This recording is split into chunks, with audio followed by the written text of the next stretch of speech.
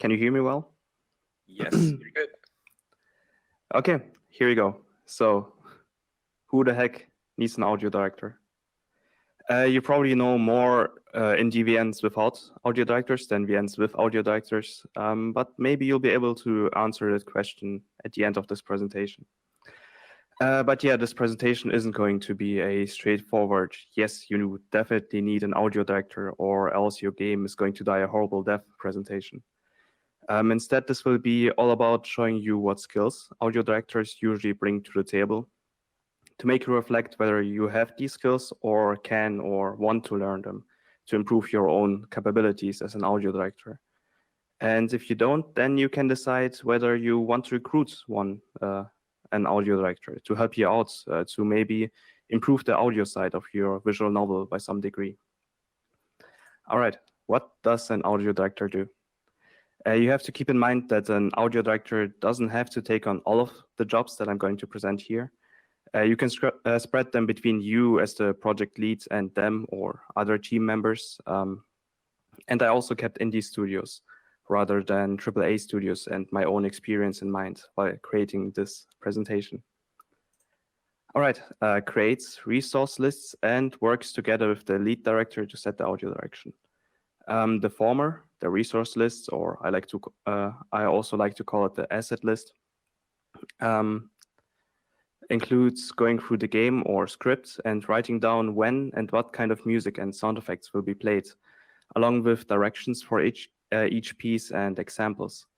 The latter, meaning like a audio direction document, for example, are things like defining a main music genre and adding examples of soundtracks or pieces that reflect the overall direction of the music. Lots of music history or music ethnology knowledge is always a plus in case the music needs to sound in a specific way, like you need traditional music from a specific country, like Russian, if the game is set in Russia, for example, or if there's a Russian character, or if the music needs to sound archaic, if the game is set in the Middle Ages, for example, to make the music sound more authentic. Searches for and hires audio personnel. Someone who regularly works with music and knows the work behind it might be able to judge it better.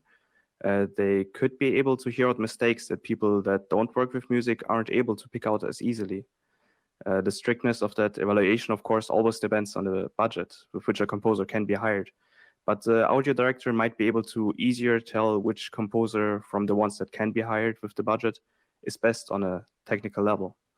As an audio director, I usually also recommend peers like composers that would fit, since I've gained a network of composer colleagues over the years whose styles and skills I know well. Or an audio director can take on writing a composer casting call, since they can formulate what composers that would like to apply need to know, especially the technical details. An audio director can also handle the mentoring and instruction of audio personnel. This means they tell the audio personnel what to work on and how to best approach the task while always being on top of who is currently working on what. The next one keeps track of audio asset quality and consistency, kind of ties in with the previous one. Consistency usually means that the audio sticks to the direction from the direction document that I mentioned at the very beginning, or if there isn't one, then that the soundtrack stays somewhat consistent in terms of genre or style. Quality is a thing that can be hard for a non-musician to judge objectively, especially when it comes to telling the composer how to improve the quality of the track. Quality can mean technical things like some missing equalization or too much compression, or musical details like unwanted dissonances between instrument lines or voice leading errors. Acts as a liaison for the communication between lead director and audio personnel. This one means that the audio director is usually the main contact for the audio stuff. In many cases, this kind of communication can happen openly in a team Discord channel, where the lead director can read along, though some technicalities can be easier to discuss per private messages. The audio director can also act as a filter to make sure that only the important info reaches the composer, or they can reward the feedback from the lead director, for example, to include musical terminology to make it easier to understand for the composer. This isn't all set in stone, though, of course. I mentioned at the very beginning, they don't need to do all of this, or they can also do additional things that aren't mentioned here, like handling the audio budget and payments, or drafting up contracts for the composers. All right, now you might be able to answer the question from the very beginning of this presentation: who the heck needs an audio director? Maybe it's you, maybe it isn't. That's for you to decide. I'm ready for some questions. All right, guys, question time, 5 minutes. Let me see if there's any going on here. There's a lot of talk about like, oh my God, I need a director right now.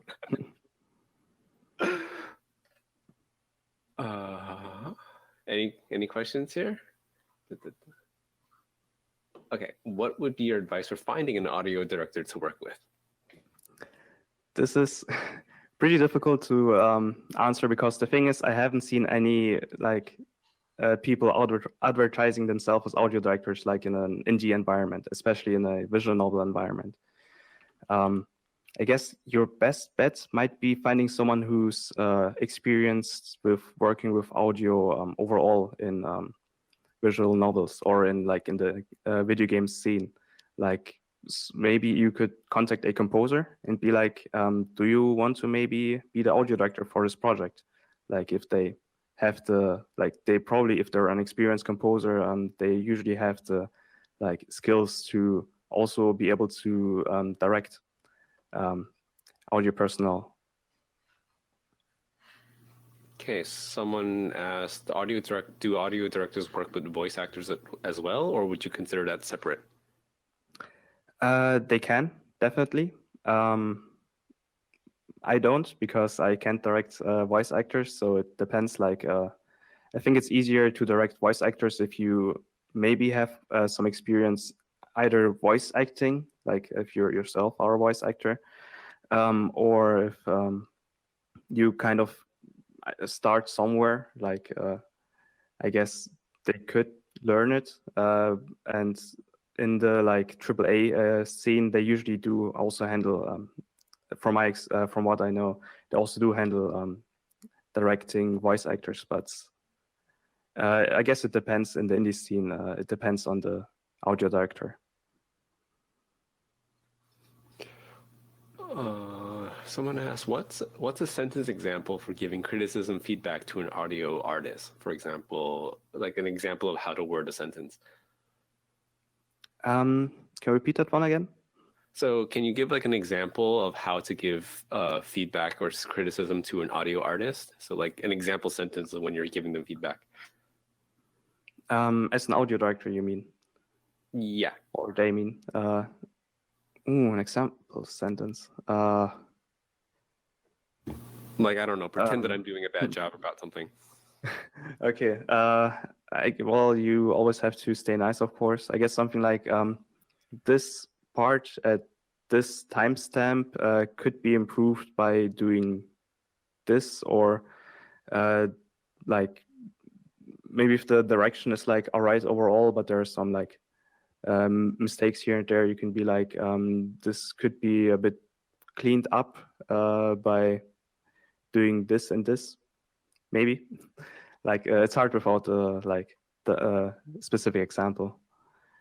Yeah, I can think of one where it's the mixing of a live audio, and then one instrument is mic'd too hard, and so you hear the person breathing, something like that. Okay, not to interrupt, but I think you skipped a couple questions. Okay, so go back. Well, I'm gonna give Lucy presentation mode because she's up in about a minute. So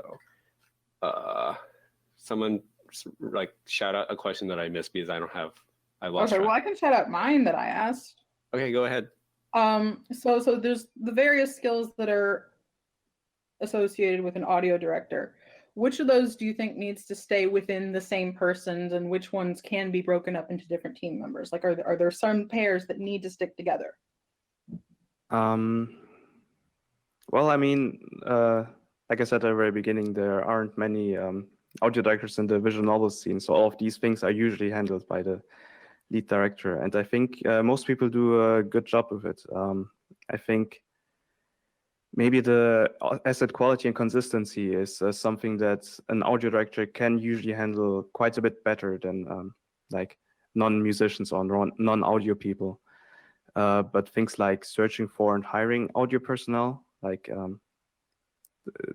I have seen like mostly lead directors do that, and it usually works out well. Or creating the resource list as well. That one is usually something that can be like easily handled by people who aren't like in the like our technical audio scene.